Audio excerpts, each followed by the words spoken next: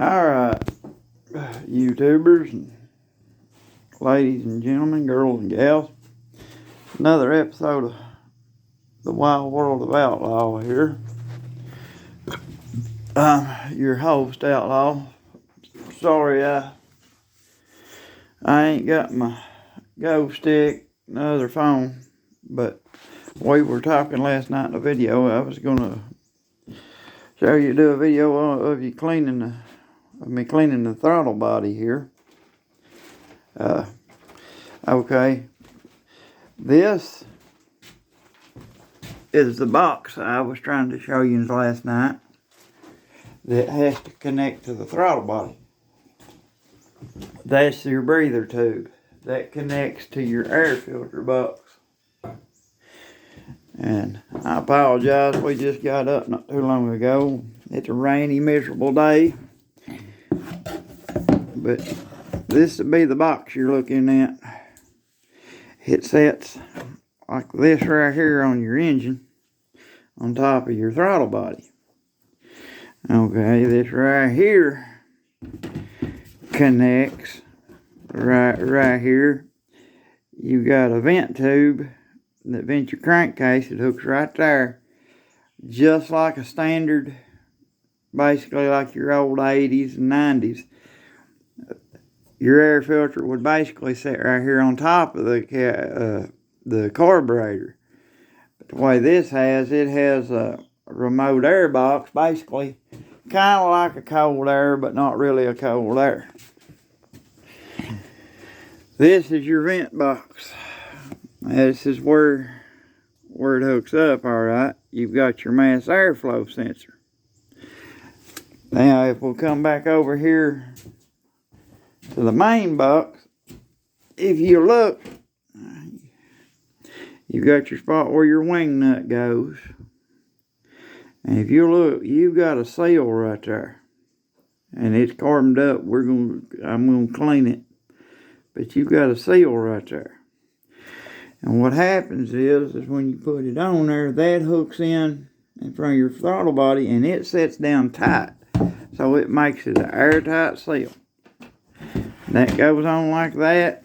It connects down here. You have an airtight seal, which makes it pull as you're driving it. And it's idling. You're pulling through this sensor right here. Okay, this sensor's reading the air and it regulates all this other stuff to do with your fuel.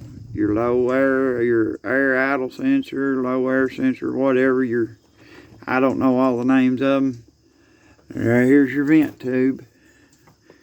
And when I changed the plugs, what I discovered was I didn't have this on there all the way. I didn't have the box down. So where it was sitting crooked, it was sucking air from the engine bay, or the outside, whatever, and not pulling it through this sensor. So with that happening, it was giving this sensor a faulty reading, which in turn was telling the computer, hey, something ain't right here. And it started making it idle rough, low idle, and all that.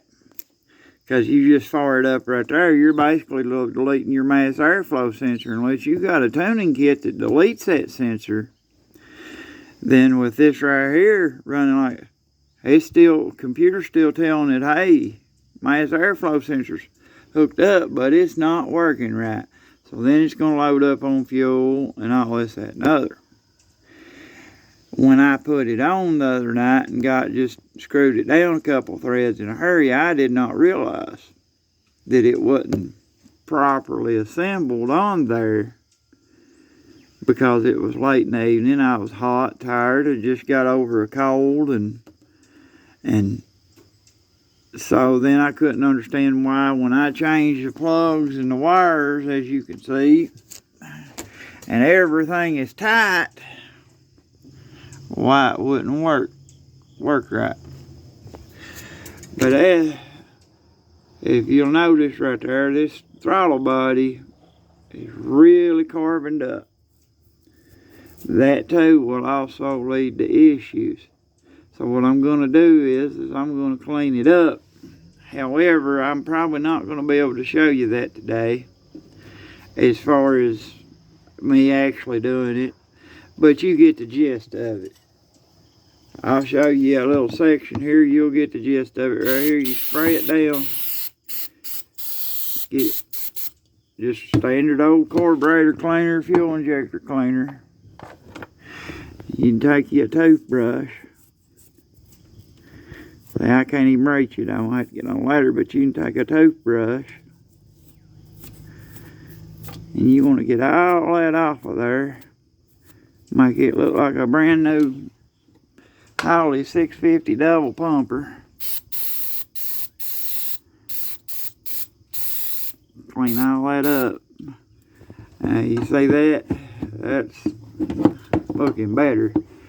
But like I say, I can't get down in there and be on a ladder. I don't have a go stick with me. But we're going to do that. And then I want to also show you on it something that you never think about.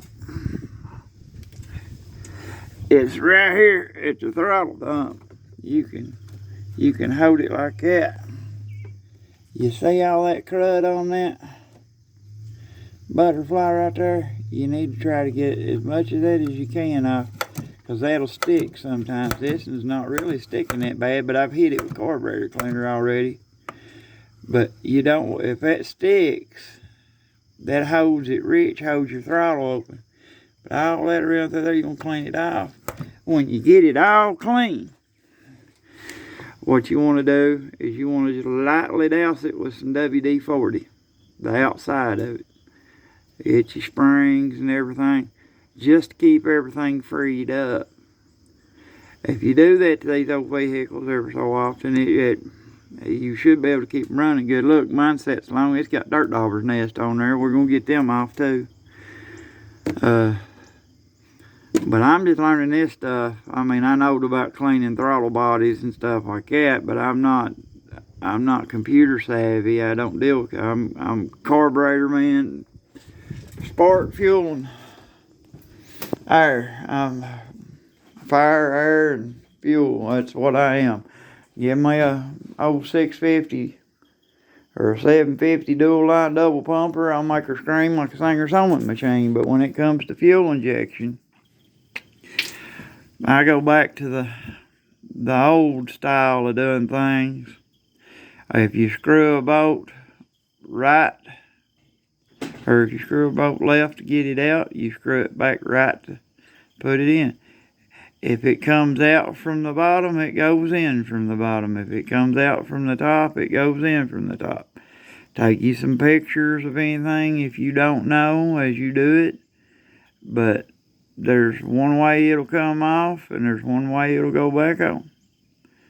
It's that simple. It's just like working a puzzle, solving a mystery. If you take it off one way, you put it on the same way, but in reverse.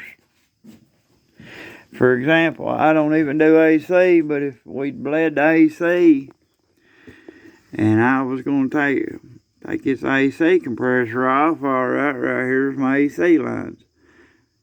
It's been evacuated or whatever, I would take my belt off, I would take these off, I'd unhook this plug, I'd take them 4 bolts off. In theory, there might be another plug or another bolt back in there we can't see, but just as an example, in theory that would lift up off of there. Now I might have to move these cables if they're in the way. There's a bolt down there for that bracket. Take that bolt out.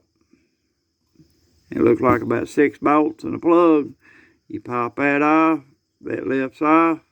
Okay, you don't put your lines back on first, you put your compressor on. So I'd put my 4 bolts in my compressor down. I'd put my 2 lines on over here. I would put my bracket back on. Then I would hook my belt up, plug my plug in, and then charge the system. It's just That's all you can do. And this thing's been wired on. It's a gumped up mess. I'm eventually gonna try to do something with it. I get my. If anybody knows out there, you can give me a comment. I hit the switch on these lights right down here. There's one there, and there's one there. I've changed the bulbs in it. The switch in the factory switch in there, it lights up, but there's no lights out here. If anybody knows what wires I'm looking for on those to get juice down to those, I'd like to know. And if I can get an aftermarket, just a bulb for these Pias, I need a bulb for that. Somebody let me know. But that's where we're at today.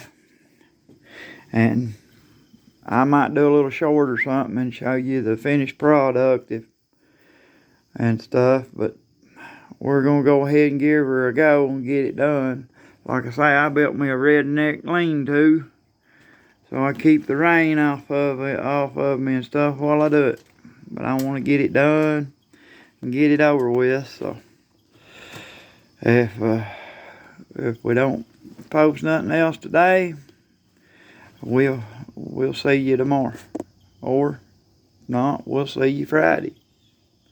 I can't be like Uncle Tony and just say we'll see you tomorrow every day and then go 2 or 3 days and not do nothing.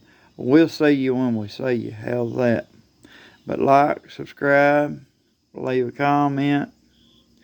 I know we'll get better in time, but welcome to the wild world of outlaw.